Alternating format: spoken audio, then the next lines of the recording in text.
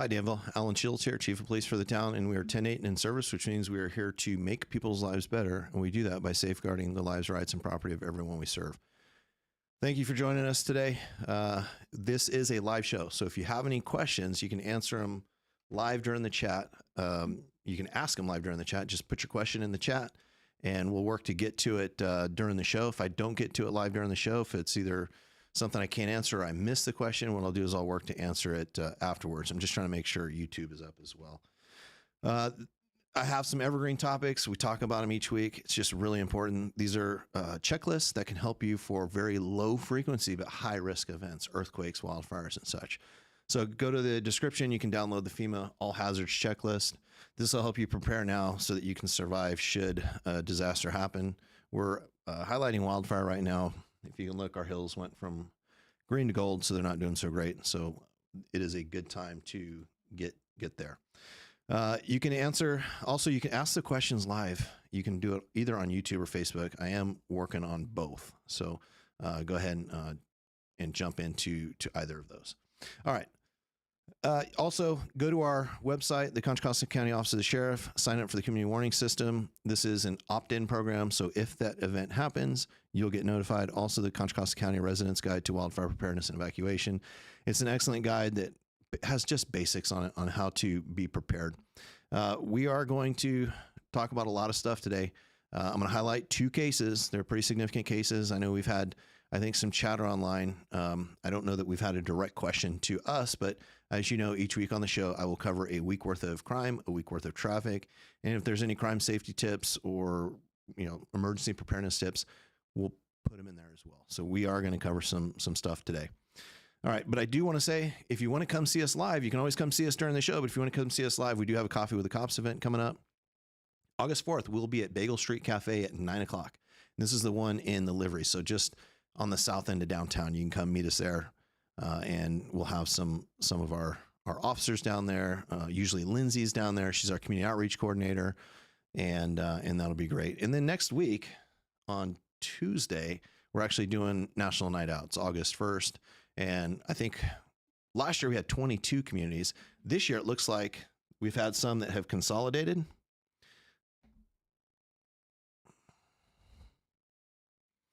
We've had some that consolidate. If someone doesn't mind, just I'm getting a message here. If someone doesn't mind, if you can just write in the chat whether or not the sound is okay on this, or if it's something that I need to turn up, and we'll work on that. But this is, sorry, there we go. So I turned it up a little bit. All right, so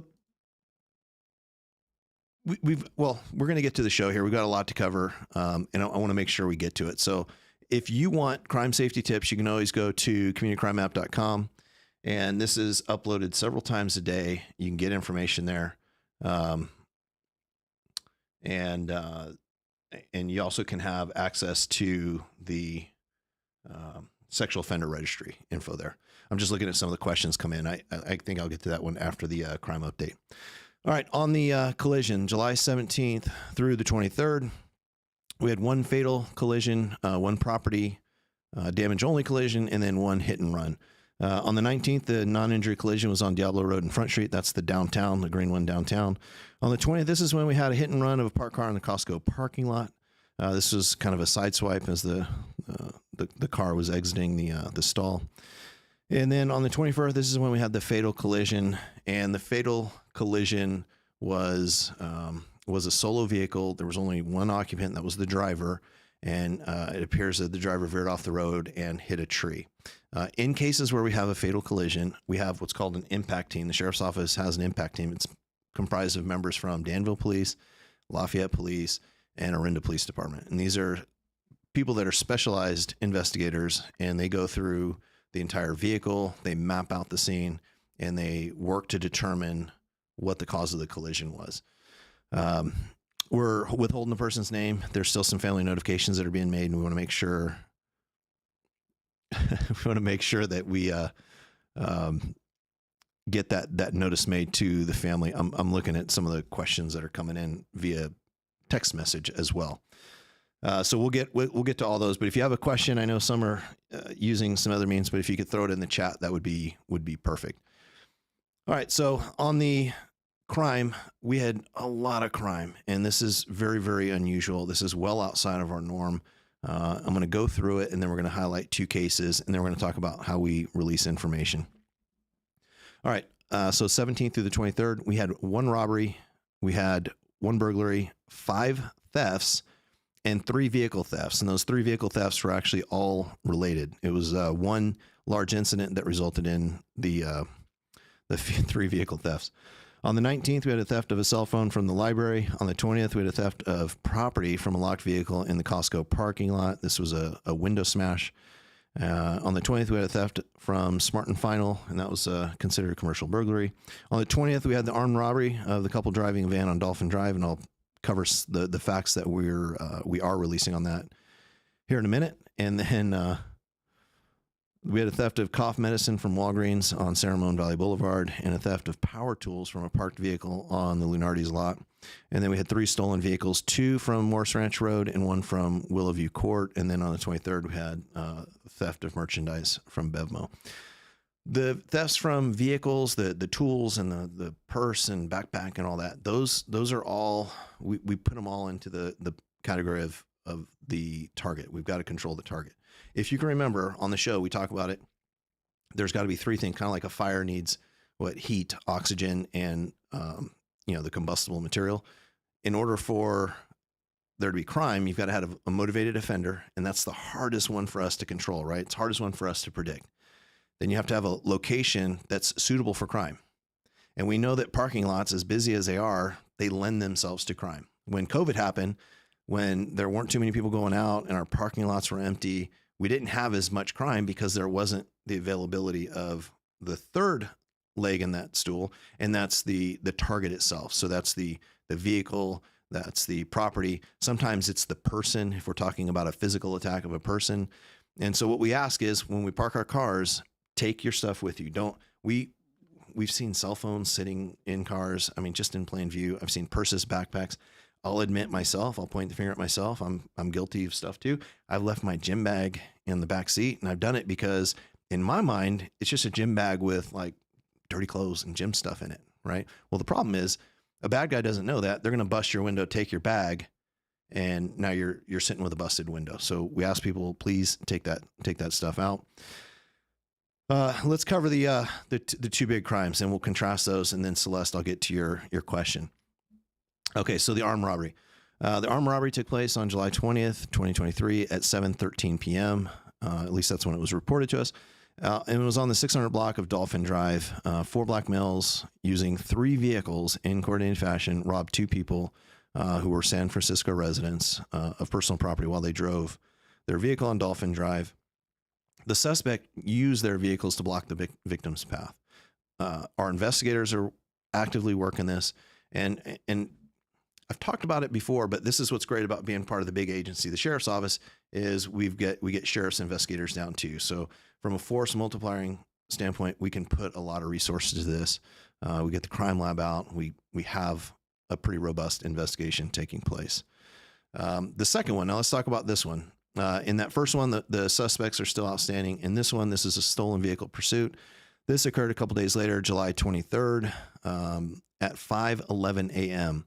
And officers responded to a report of a recent vehicle theft. The people woke up and saw that their vehicles were gone. We flooded the downtown area. One of our officers located a couple of the vehicles that were stolen, ultimately got into a pursuit with 3 suspect vehicles, ultimately following one, and we were able to arrest the driver after the driver crashed in the San Leandro area. A little while later, a couple hours later, Fremont Police Department helped us out and was able to locate one of the other vehicles and arrested the driver in that vehicle. And what I'm happy to say is that yesterday we filed the case with the DA's office. They filed felony charges on them, and they've been in custody at juvenile hall ever since. So good win. Good job on the residents for reporting it, letting us know it happened, giving us the license plates, the descriptions. We're able to put it in our camera system, and we're able to do some pretty quick follow-up on that.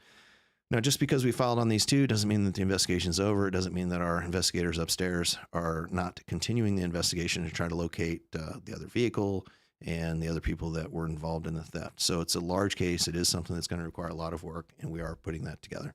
And again, on that case, big agency time, some of our county investigators came down to assist and help us in that case.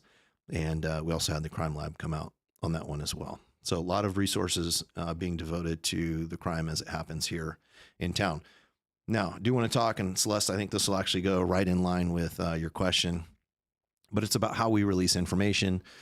I just gave an example of 2 different cases, and they would be what I would say is in the initial report stages. And this is where we basically talk about what happened.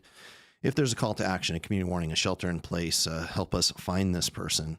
That's when we're going to put that information out. And then beyond that, unless there is a relevant and pertinent update to the public, something that you should be aware of, we're going to move to the investigation stage, and there's not going to be more information. And so we're simply going to, do what we're doing, do what the guys and girls upstairs are doing. Our investigators are going to go up and they're going to investigate the crime and work to try to solve it. And cases, it's just not 42 minutes like you see on TV. I wish it was, but with all of the data and all the information that our investigators have to go through, it requires a lot of investigators and a fair amount of time. So that's the stage where you'll see us not putting information out, but working very, very hard on your behalf. And the people that we are putting information out to is our victim. And so if you're a victim in a case and we're continuing to work your case, we're going to be giving updates to you because we're working on your behalf. What's important in that stage is not to put out information that could harm the investigation. And we've seen this in the past where people may go online and Nextdoor or something, and they may put information out, right? And if we're looking for a specific person or a car or an item of evidence that we know is like really crucial to the case, and that information gets out, that could harm the case. It makes it much harder to find stuff. So that's why in that middle section, that's why we might not be putting too much information out. And then at the end, the final report, and this is probably more similar to the stolen cars that we just talked about. If, even though the case is technically closed in that we closed it with an arrest, we're still investigating it. There is information that I can release. And that is, that people were arrested, charges were filed, and that's where we're going to put that information out. But if you remember that stage, very important that I don't try the case in public, right? I can't do that. And the proper place for that is court. So I hope that helps you understand how we release information. Okay, so Celeste has a good question. Celeste says, "Hi, Chief. 7 weeks later, has there been an update shared on the fiery crash at Communitas and Crow Canyon that endangered lives? Was the driver arrested? What is the extent of injuries? I understand some were trapped in the car and first responders saved them." Celeste, that's a pretty good recap. When it comes to extent of injuries, we don't put out details quite like that. We'll put no injuries, minor, moderate, major, fatal. That's it. We don't put, suffered a broken this or a cracked that. Like, we don't get into that detail, right? We do have some privacy concerns there. So that crash resulted in major injuries, not a fatality. We did rescue people from the car as it was burning. And when I say we, clearly not the chief of police, these are the men and women that go out there and work on your behalf every day. They pulled them out of a fiery car. I mean, it was absolutely amazing. It is a crime, right? There is a crime that was committed. Now, usually when there's a vehicle accident, some of the things that and I'm not speaking specifically to this case, I'm just simply saying we're still in the investigation mode and we haven't filed charges yet, but we will, or at least we'll recommend filing charges. We don't actually do the filing of charges. The DA does that. In cases involving traffic collisions, sometimes the reason it may take a while is because we may be doing toxicology, right? So we send blood and that type of information out to the lab so they can be completed. In a collision like this, where it's a major injury collision or a fatal injury collision, as I talked about earlier in the show, we have an impact team, or sometimes we have CHP's MATE team come out. And these are, you have to understand, these are very experienced investigators. And when they go over a car crash, they're not simply looking at the car. They're actually looking at how it's deformed. They may be downloading computers on the car. They're going to examine the car to make sure that it mechanically function properly. So there is a lot of things that go on in the investigation, and we have to have that investigation complete before we present it to the DA. Now, if there was an exigency, if this was a crime of violence where failing to file this case now could result in someone being harmed, we could speed some things up. In this particular case, it's not necessary. We can let it take its course, and when all of the lab results are back and everything is done, then we can file that case. So, Celeste, I hope I answered your question. That is a serious case for us, and it is something that we're continuing to investigate along with all of the other cases. All right, I'm looking to see if there's any other questions. Okay, let me check YouTube. I don't see any there either. Okay, I'm going to move on to the next one, and it's going to be the quarterly report. So this is our third installment for the quarterly report. I do 4 reports a year. One of them is an annual report, and then the other 3 are smaller quarterly reports. Earlier in the last 2 episodes, I talked about training, we talked about traffic safety, and then I'm going to cover outreach today. On the outreach, though, I'm going to only highlight 2. I mean, we do a lot of things. We do the Coffee with the Cops I kicked off the show with. You can come join us next week at Coffee with the Cops. We also do, police academies, and we do Recess with the Cops, where we go out and hang out with the kids. But I want to highlight a couple of what I think are pretty interesting things we do, and then show you some of the feedback we get from residents about the programs. So in our Citizens Police Academy, it's a 7-week program. We have 2 Saturdays in there as well. So it's a total of 9 classes. The Wednesday night classes are 3 hours, and then the Saturday classes are about 8. And it's just a good time. We take you through everything it is that we do in law enforcement. It's participative, so some of the things are hands-on. And there's 2 goals for me in this, and this is shrinking the gap between what people think it is we do and what we actually do, right? So when the gap is big, people tend to fill it with sometimes negative things. That's human nature, right? It's like in law enforcement, it could be like, oh, the cops aren't doing anything. Meanwhile, they're upstairs or downstairs in patrol, and they're just working their rear ends off. They're really, really hustling for you. And when you get a close and inside look, you can see that. So it's a good program. I'll admit that everyone that applies says, ooh, 7 weeks, that's a long time. And about halfway through the class, people are wondering like, oh my goodness, it's half over. I want it to continue. I want to do more. And it's a good gateway into our volunteer program. But here's my 2 goals. Shrinking the gap is because I want you to understand what it is your police do to serve you. And then the second one is, if you participate in this program, it's like a focus group for me. So you get the opportunity to see everything that we do. We put it out there for you. You meet a lot of our staff, and then we just simply ask you a question: what can we do better to serve the community? And we want honest feedback. And we have taken those suggestions to heart. People have given us good suggestions. In fact, one person did a good job, and she actually was giving me feedback on how to make the Citizens Academy better and how to get better feedback. We were waiting till the end, and she said, hey, you need to kind of do it each session. And so we actually have changed it. So each session, I kick off each session, and I ask those questions. So even within the Citizens Academy, we're working to improve it and make it better. Excuse me. So I want to share this. This is an interesting letter. This is actually from our very last class, but I'll read it if you can't read it on the screen here. But it says, I really want to thank you and your staff that developed the Danville Citizens Program. I feel so fortunate to have been able to take part in the 8-week course. I was impressed with each and every one of the presenters. I now have such a better understanding of our Danville Police, Town of Danville, and the Sheriff's Departments, and their respective challenges and mutual cooperation with each other. Thank you for supporting the community and offering this valuable and informative course.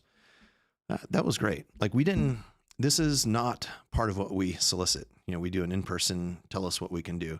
And so this is someone that took the time to actually write in and say, hey, we appreciate what you're doing, and we appreciate the relationship we share with one another.